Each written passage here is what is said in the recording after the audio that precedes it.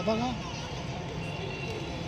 Mummy बुला पे ऐसे दिखावे लाइट शो। साक्षात दुर्गा थी योगी, ठाकुर द्वारों से पूछो। घुड़सवार आंखों में ज्वाला लिए शत्रु की छाती पर कैसे किले के पार कूदी थी, इन दीवारों से पूछो। पीड़ा से दिल मिलाता, गौरव से झिलमिलाता मैं झांसी का किला हूं।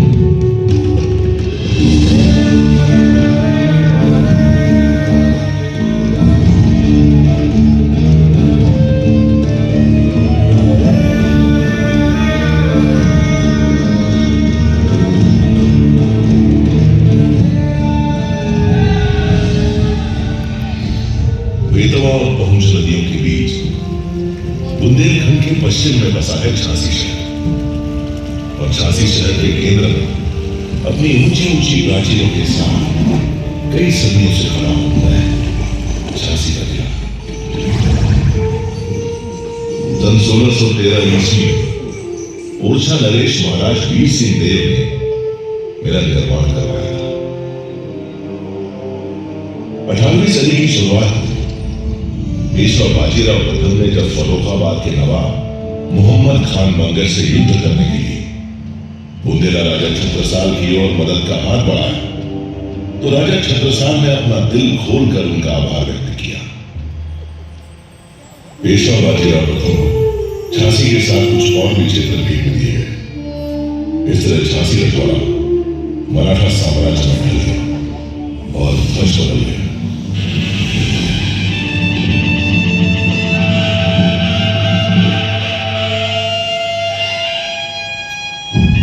18वीं सदी की समाप्ति के बाद झांसी की सूबेदारी का जिम्मा नेवालकर को सौंपा गया।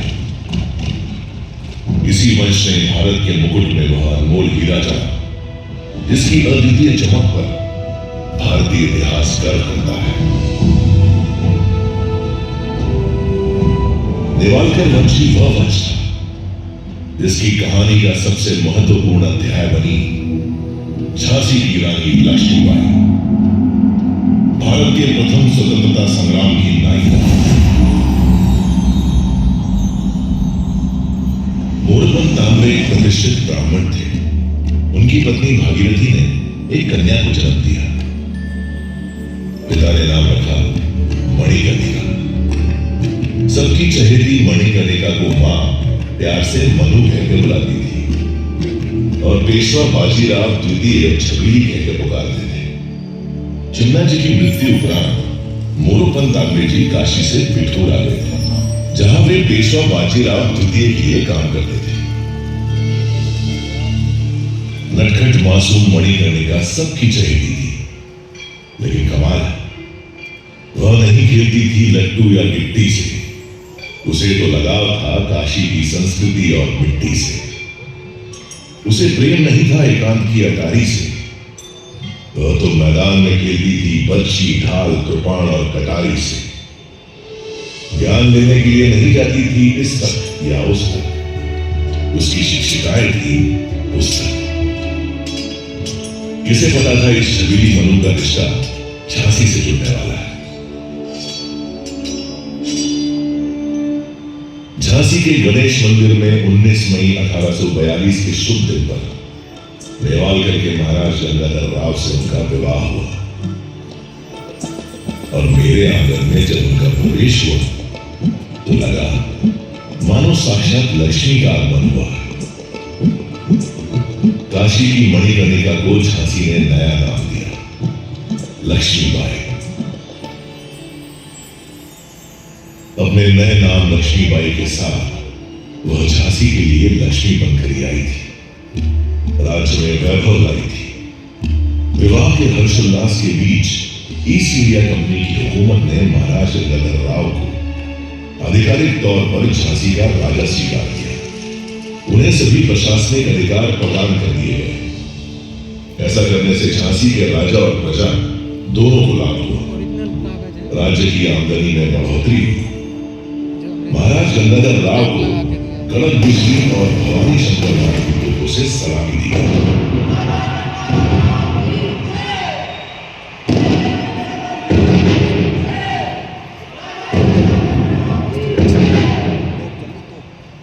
महाराज गंगाधर राव एक कुशल प्रशासक थे, काफी उदार और कला प्रेमी थे।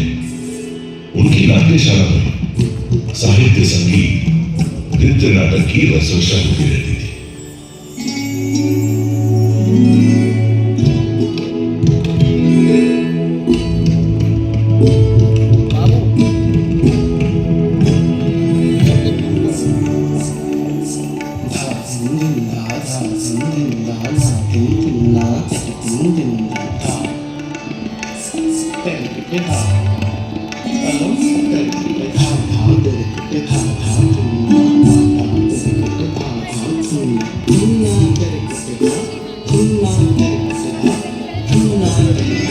एक ओर नाट्यशाला में मधुर संगीत की स्वर लहरियां गूंजा करती थी, तो दूसरी ओर कारावास में कठोर दंड पाए हुए अपराधियों की चीख पुकार दिल दहलाती थी।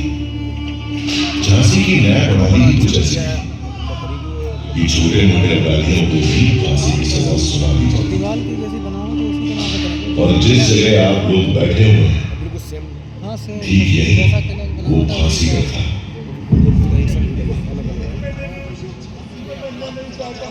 एक दिन रानी लक्ष्मीबाई सुबह सुबह शिव पूजन के लिए इधर से जा रही थी। उन्होंने फांसी सजा याफ्ता एक अपराधी की चीखें सुनी। उनका मन विचलित हो गया। उन्होंने महाराज गंगाधर राव से इस फांसी की सजा और इस फांसी को झांसी से सजा हटाने का अनुरोध किया। इस अमानवीय न्याय प्रणाली को जल्द से जल्द रोकिए महाराज। फांसी की सजा और ये फांसी घर झांसी के किले से सदा सदा के लिए हटवा दें। आपसे मेरा ये अनुरोध है। महाराज ने रानी का अनुरोध स्वीकार कर लिया और झांसी में फांसी की सजा पर पूर्ण प्रतिबंध लगाने का आदेश जारी कर दिया। उसी दिन से झांसी गले की फांसी, दतिया गले का हार सिर्फ कहानियों की बात रह गई। झांसी की प्रजा ने इस नर्म दिल आदेश की सराहना की और महाराज का अभिनंदन किया। झांसी में इंसानियत की हवाएं बहने लगी। देश प्रेम की एक लहर के साथ नई ऊर्जा का प्रसार होने लगा। सुरक्षा की जिम्मेदारी अब केवल पुरुषों की नहीं रह गई थी, महिलाओं ने भी कमान संभाली। रानी लक्ष्मीबाई स्वयं तलवारबाजी एवं घुड़सवारी में निपुण थी। उन्होंने झांसी की स्त्रियों में भी इस कौशल का विकास किया। शस्त्रागार में नए हथियार करने लगे। एक तोप का नाम झांसी की रानी रखा गया। क्या धमाका था उसका! धीरे धीरे तैयार होने लगी इस युवा रणचंडी की दुर्गा सेना।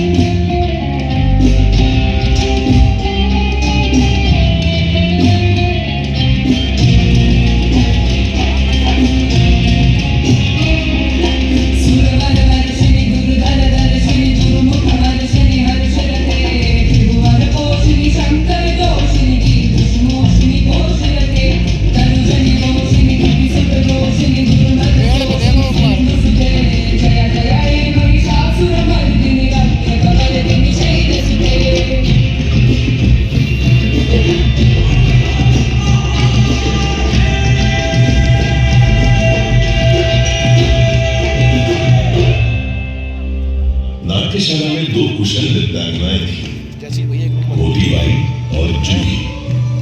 मैंने स्वयं देखा कि कैसे नृत्य का अभ्यास छोड़कर वे रणभूमि में तलवारबाजी और घुड़सवारी के गुर सीख गए। देखते ही देखते रानी लक्ष्मीबाई की दुर्गा सेना झांसी की सुरक्षा करने में समर्थ हो गई। झांसी में जो लक्ष्मी बनकर आई थी वो अब दुर्गा बनकर प्रजा के दिल पर राज करने लगी। कुछ समय बाद वो पल भी आ गया जिसका झांसी राज्य बेसब्री से इंतजार कर रहा था। रानी लक्ष्मीबाई की गोद भर गई। झांसी राज्य को उसका उत्तराधिकारी मिल गया।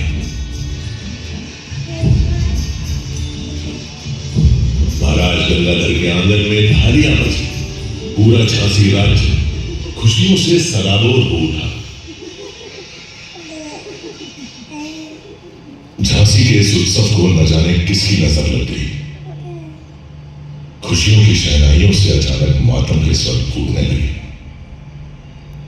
मात्र 3 माह की किलकारी को क्रूर काल निकल गया। रानी की गोद उतर गई। इस घटना से महाराज गंगाधर को गहरा सदमा लगा। उनका स्वास्थ्य बिगड़ने लगा। उन्हें लाइलाज लोगों ने घेर लिया। महाराज को झांसी के भविष्य की चिंता सताए जा रही थी। झांसी के राज सिंहासन को वारिस बन सके, इस उद्देश्य से उन्होंने अपने ही वंश के एक बालक को गोद दी। महाराज गंगाधर और रानी लक्ष्मीबाई ने इस दत्तक पुत्र का नाम रखा दामोदर राव। अभी झांसी के भविष्य की सुरक्षा डामाडोल ही थी कि झांसी के वर्तमान का सूरज भी बुझ गया।